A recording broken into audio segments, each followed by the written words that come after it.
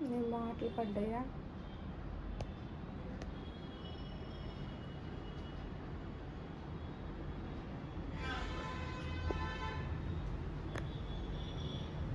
అందరికీ నమస్కారం.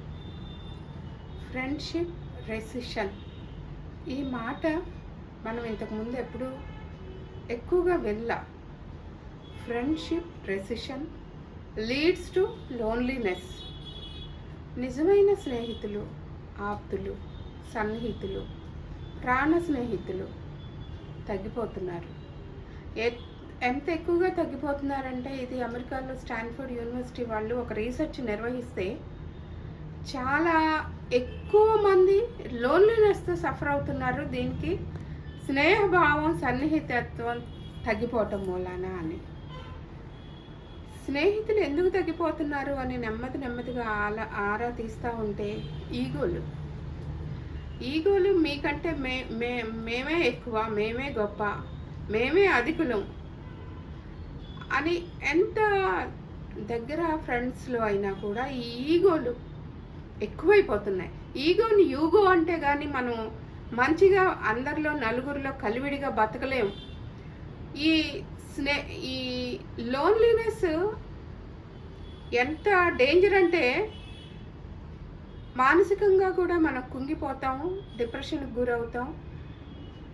Loneliness cancer రోజుకు 15 సిగరెట్లు తాగితే ఎంత బ్యాడ్ ఎఫెక్ట్, ఎన్ని సైడ్ ఎఫెక్ట్స్ వస్తాయో దానికి 4 రెట్లు ఎక్కువ ప్రాబ్లమ్స్ ఫిజికల్గా, మెంటల్గా వస్తాయి.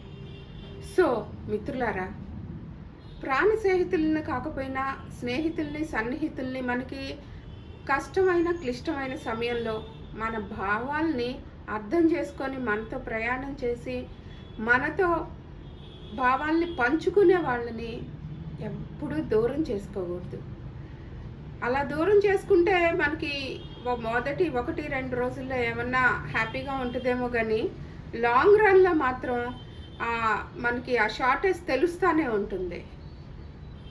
ఆ ఫ్రెండ్షిప్ రెసిషన్ అనేది లేకుండా చేసుకుందాం మిత్రులారా. అందరం కూడా సాధ్యమైనంత మటుకి ఈగోలు లేకుండా ఎక్కువ అంటే బాధ్యతలు ఫ్రెండ్స్, స్నేహితులకి ఎక్కువ బాధ్యతలు ఏమి ఉండవు, కానీ కాసేపు కూర్చొని సరదాగా కబుర్లు చెప్పుకొని, కాఫీ కబుర్లు చెప్పుకొని, మన కష్ట నష్టాలు, సుఖ దుఃఖాలు పంచుకొని కాసేపు రిలాక్స్ అయ్యి మెంటల్గా ఫ్రీ అయిపోతాం. కాసేపు సరదాగా నవ్వుకొని tata bye bye see you అని చెప్పుకొని ఇంటికి వచ్చేసి, అరే ఫోన్లో మన ఫ్రెండ్ ఇన్కమింగ్ కాల్లో ఫ్రెండ్ పేరు వస్తే మన మొహం సంతోషంతో వెలిగిపోయేలాగా సరదాగా సంతోషంగా ఉండే ఫ్రెండ్స్ని మాత్రం మనం ఎప్పుడూ వదులుకోకూడదు. ఎంతటి ఆస్తిపాస్తులు ఉన్నా కూడా ఈ స్నేహ బంధాలు ఎప్పటికీ వదులుకోకూడదు. చిన్న ప్రాబ్లమ్స్ వస్తూనే ఉంటాయి. మన 5 వేళ్ళు ఉంటే ఒక వేలుకి జట్ట లేచింది అనుకోండి, ఆ జట్టకి ట్రీట్మెంట్ ఇచ్చుకుంటాం, కానీ వేలుని విరిచేసుకోలేంగా. అలాగే మనకున్న 10-15 మంది ఫ్రెండ్స్లో ఒకళ్ళు ఇద్దరు చిన్న అభిప్రాయ భేదాలు, పొరపచ్చాలు రావటం సహజమే. అంత మట్టుకి మాత్రమే మనం డ్యామేజ్ జరిగిన ఏరియాకి మాత్రమే ట్రీట్మెంట్ చేసుకొని కలిసిపోవాలి. లోన్లీనెస్కి దూరంగా ఉండాలి. నలుగురిలో కలివిడిగా ఉండటం అనేది, స్నేహభావం, స్నేహ సంబంధాలు మనం పెంచుకోవటం అనేది మన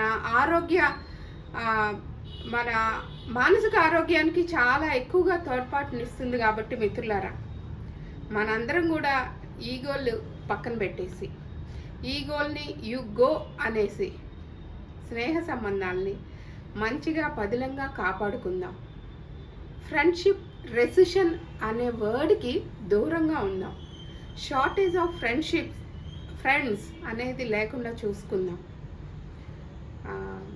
నా ఈ చిన్న వీడియో ఈ ఫ్రెండ్షిప్ రెసిషన్ మీద మీకు నచ్చినట్టయితే please like, share and subscribe my channel. ఇట్లు మీ కల్పన సంఘం. Thank you.